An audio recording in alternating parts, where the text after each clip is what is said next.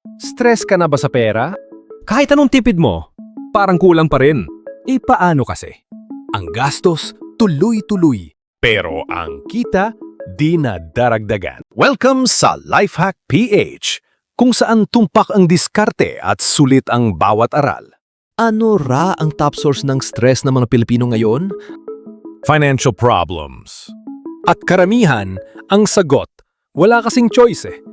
Pero teka, may choice ka. Hindi mo lang alam yung ibang diskarte. Number 1. Bago ka bumili, tanungin mo munang sarili mo. Need ko ba talaga to? O napadal lang ako?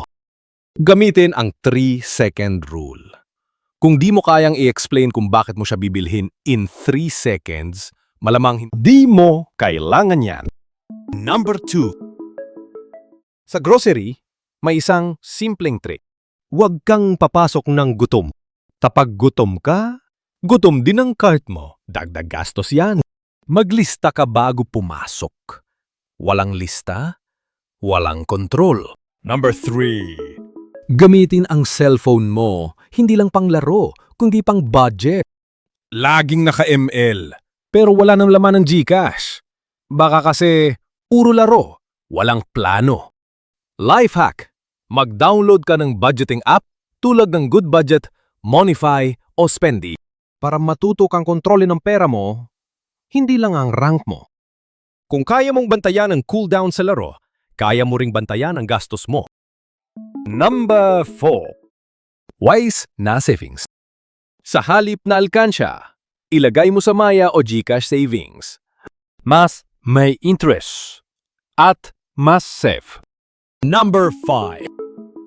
Kung kulang ang kita, huwag puro reklamo, gumalaw. May cellphone ka? Pwede ka mag-edit, magbenta, mag-VA o kahit caption maker. Basta may oras ka sa scroll, may oras ka sa sideline. Kung sa bawat sweldo ay ubos agad, baka hindi kita ang problema.